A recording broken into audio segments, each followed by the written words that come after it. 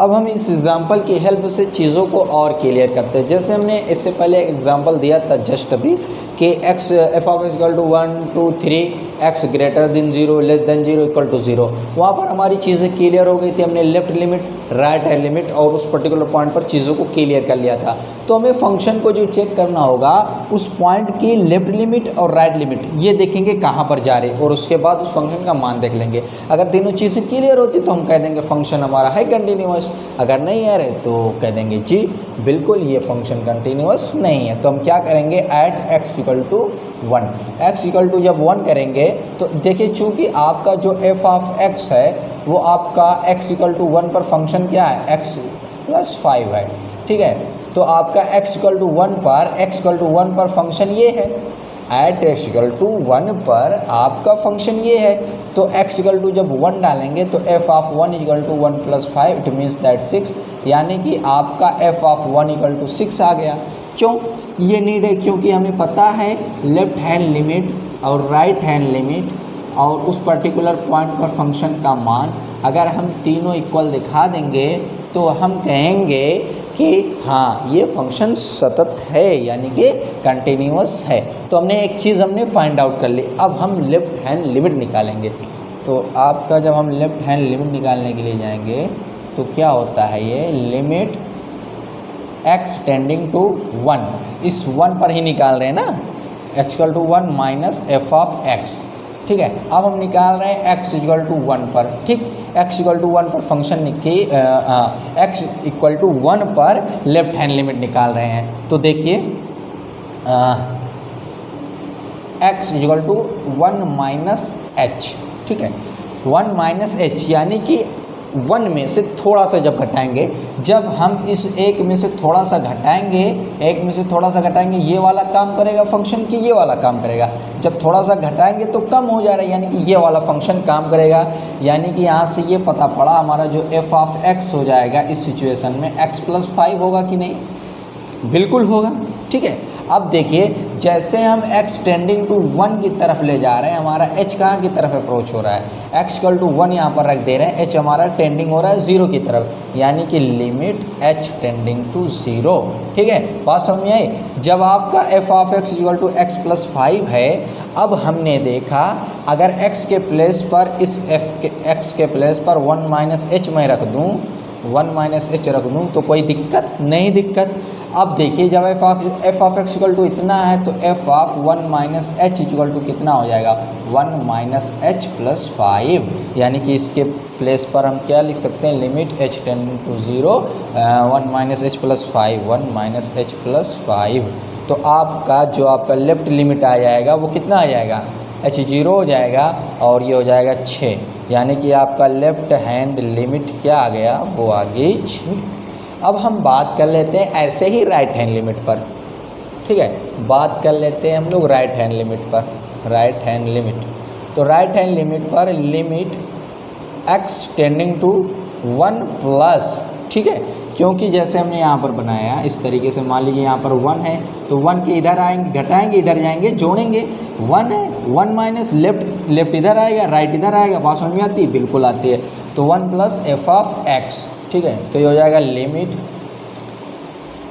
ठीक, यहाँ से देख लीजिए जब हमारा x equal to 1, x is equal to 1 plus h, right hand limit में थोड़ा सा 1 में जोड़ेंगे, जैसे थोड़ा सा जोड़ेंगे तो x हमारा ज़्यादा हो जा रहा है कि नहीं। अब ज़्यादा के लिए ये वाला फंक्शन मिल जा रहा है, ज़्यादा के लिए हमारा ये वाला फंक्शन मिल जा रहा है, यानी कि f of x is equal to x minus 5। जैसे ही थोड़ा सा ऐड करेंगे तो ज़्यादा हो जाएगा, ज़्यादा के लिए ये वाला फंक्शन काम करने लग जाएगा। तो आपका x इक्वल टू, अब x अगर हम टेंड करवा रहे हैं 1 की तरफ, यानी कि x इक्वल टू 1 है, तो आपका h जो टेंड करेगा 0 की तरफ, ठीक है। बात समझ में आती है, बिल्कुल आती है। अरे x के प्लेस पर यहाँ 1 रखेंगे, 1 से 1 कट जाएगा, आएगा 0, यानी कि 0, h कहाँ जा रहा है, 0 की तरफ जा रहा है। बात समझ में आई, बिल्कुल आती है, आनी भी चाहिए, कुछ गए नहीं। अब देखिए अब x के प्लेस पर 1 प्लस एच रखेंगे, यहाँ जैसे हमने ऐसे यहाँ पर काम किया as it is, 1 plus h रखेंगे यहाँ x, तो यहाँ था आपका हो जाएगा 1 प्लस एच माइनस 5, यानी कि लिमिट h टेंडिंग टू 0, ये हमारा हो गया F of x. F of x हमारा क्या था, एक्स के प्लेस पर हमने क्या यहाँ पर रखा, इस एक्स के प्लेस पर 1 + h रखा। बात समझ में आई? इस x के प्लेस पर 1 + h रखा और h को 0 की तरफ टेंड कराया, तो limit h tending to 0 f(1 + h) के लिए ये वाली पूरी कहानी बना रहा है 1 + h + -5, यानी कि यहाँ से हमारी जो राइट हैंड लिमिट आ गई, यहाँ 0 रखेंगे तो हमारी क्या आ जाएगी -4। क्या हो रहा है, आपका लेफ्ट हैंड लिमिट 6, फंक्शन का मान 6, बट दिस इज़ आवर 4, यानी कि आपका left hand limit, right hand limit और उस पर्टिकुलर पॉइंट फंक्शन, ये तीनों आपस में इक्वल नहीं है। जब इक्वल, अरे लेफ्ट हैंड लिमिट बराबर ही नहीं है राइट हैंड लिमिट के, ठीक है, इसलिए फंक्शन क्या हो जाएगा, function is not continuous. Function हमारा क्या है, क्योंकि आपकी लेफ्ट हैंड लिमिट और राइट हैंड लिमिट बराबर नहीं है तो हमारा फंक्शन कंटिन्यूअस नहीं है। बात समझ में आती है? बिल्कुल आती है। अब चलिए, अब हम इसके ग्राफ को भी देखने की कोशिश करते हैं कि हाँ ग्राफ क्या कह रहा है बेसिकली, ठीक है। तो मैं इसको एरेस कर दे रहा हूँ। अब हम इसको ग्राफ की हेल्प से, मैं लेफ्ट हैंड लिमिट जो 6 आई उसको लिख करके रखे रहता हूँ। लेफ्ट लिमिट जो आई है वो आई है, लेफ्ट हैंड लिमिट आई है वो 6 आई है, और राइट हैंड लिमिट जो आई है वो आपकी आई है, अभी इसकी ज़रूरत पड़ेगी -4 आई है, ठीक है। अभी मैं इसको आप लोगों को ऑब्जर्व करवाना दिखा रहा हूँ। चलिए, अब हम इसको हम ग्राफ की हेल्प से, ग्राफ में कैसे क्या चीज़ें होती हैं ये तो पता हो गया कि फंक्शन हमारा कंटिन्यूअस नहीं है क्योंकि लेफ्ट और राइट लिमिट दोनों इक्वल नहीं आ रहे। अब देखिए, ये आपका y = fx = x + 5 है एक बार, x - 5 है एक बार, ठीक है। वही चीज़ y = fx होता है, x ≥ 1 के लिए, x > 1 के लिए, ठीक है। अब देखिए, जब मैं x = 0 ले रहा हूँ, x = 0 ले रहा हूँ, यहाँ पर x = 0 ले रहा हूँ तो y क्या हो रहा है, 5 हो रहा है, ठीक है। जब मैं y = 0 ले रहा हूँ, तो x = -5 हो रहा है। ये किसके लिए आ गया, > 1 के लिए। बात समझ में आती है? बिल्कुल आती है। अब जब मैं यहाँ पर x = 0 ले रहा हूँ, तो y = क्या आ रहा है, -5 आ रहा है। जब मैं यहाँ पर y = 0 ले रहा हूँ, तो x = आ रहा है 5। इस तरीके से आपका ये हो गया। बात समझिए, ये किसके लिए, x > 1 के लिए, ठीक है। चलिए, अब हम थोड़ा ग्राफ प्लॉट करने का ट्राई करते हैं इस तरीके से, ठीक है। 1 2 3 4 एंड 5, -1 -2 -3 -4 एंड -5, 1 2 3 4 एंड 5, ठीक है। -1 -2 -3 -4 -5 ऐसे, ठीक है।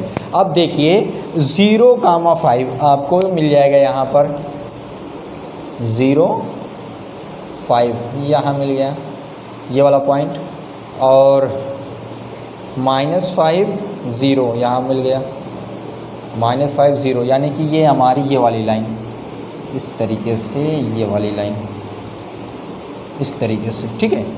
और पूरा मैं और कर दूं इस तरीके से बड़ा सा, ठीक है ये। और जो दूसरा है 0 -5 ये यहाँ पर, ठीक है, 0 -5 और 5 0 यहाँ पर, यानी कि ये आपका सब मिला जुला कर के ये बनेगा। थोड़ा सा दिक्कत क्यों पप्पू, क्या कर रहे हो भाई पप्पू, क्यों दिक्कत हो रही है ये चीज़, ठीक है। ये में मिला, ये यहाँ से यहाँ तक तो कंटिन्यूस ग्राफ है, यहाँ से यहाँ तक भी कंटिन्यूस ग्राफ है। अब ब्रेक कहाँ हो रहा है, देखिए ये कह रहा है जो ये वाला ग्राफ है 0 5 -0, 0 5 कौन है, 0 5 -5 0, कह रहा है x > 1 के लिए। अब देखिए x = 1 ये वाला पॉइंट है, x = 1 ये वाला पॉइंट है कि नहीं है, x = 1 ये वाला पॉइंट है, हाँ जी बिल्कुल है। अब देखिए कह रहा है x = 1 जो है > 1 के लिए, यानी कि ये वाला पॉइंट या तो 1 या तो उसके इक्वल के लिए, ये यानी कि ये वाला पॉइंट ये नहीं होगा, यानी कि यहाँ पर आपका ओपन आएगा कि क्लोज आएगा, क्लोज आएगा इस पॉइंट पर। क्यों? क्योंकि इक्वल का साइन है। बात समझ में आई? अब ये वाला कह रहा है x, अच्छा लेस आर इक्वल है, x लेस आर इक्वल है, x लेस आर इक्वल है, ठीक तो है? ठीक है, बिल्कुल। देखिए 0 5 का हमारा 0 ये 5 ये वाला -5 एंड 0 ये वाला x लेस आर इक्वल ये यहाँ तक, ये यहाँ पर आएगा, क्लोज यहाँ पर आएगा, ठीक है, ये वाला इसके लिए। अब ये कह रहा है ग्रेटर आर इक्वल 1, ये ग्रेटर देन 1 के लिए, यानी कि यहाँ पर आएगा ओपन, ठीक है, इस तरीके से। ये ग्राफ समझ में आई बात कि नहीं? देखिए, यानी कि हमने ऐसे ड्रा किया, यहाँ से यहाँ तक तो हमारा फंक्शन कंटिन्यूअस है, लेकिन x = 1 पर ब्रेक हुआ, यहाँ पर जैसे 1 आया यहाँ पर आया, 1 से थोड़ा सा यहाँ पर आ गया। बात समझ में आई? बिल्कुल आ रही, नहीं आ रही फिर से समझिए। देखिए हमने 0 5 आपका ये पॉइंट मिल रहा है, 0 5 -5 0 ये मिल रहा है, ठीक है। और ये वाला कंडीशन कब है? जब x लेस आर इक्वल 1 है, x से 1 से छोटा या 1 के लिए ये इधर बता रहा है, किधर बता रहा है? बता रहा है, अरे जब x 1 से कम हो जा रहा है तो इधर ही तो आएंगे, 1 0.5 0 इस तरीके से 0 की तरफ आएंगे इस तरीके से। और x ग्रेटर देन 1 के लिए ये वाला पूरा काम कर रहा है, यहाँ पर इक्वल का साइन है इसलिए यहाँ पर हमने क्लोज किया ये वाला और ये ओपन कर दिया। बात समझ में आती है? बिल्कुल आती है। चलिए अब हम यहाँ पर तो देख लें, लेकिन कुछ ऐसा भी फंक्शन अभी आप लोगों को मिलेगा कि आपका जो यहाँ पर तो ब्रेक होता दिखेगा, बट जब हम फंक्शन देखेंगे तो फंक्शन कंटिन्यूअस होगा, ठीक है। चलिए देखते हैं वो क्या है, मज़ा आने वाला है।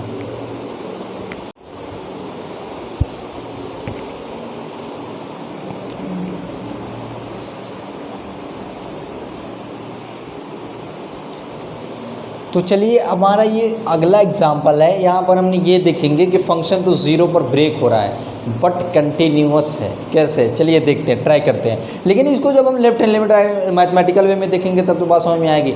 मैथमेटिकल वे में देखने के साथ साथ हम इसका ज्योमेट्रिकल इंटरप्रिटेशन भी देखें, यानी कि ज्योमेट्री इसका ग्राफ कैसे कंटिन्यूअस होता है। चलिए देखते हैं। तो हम बात करेंगे एट x = 0।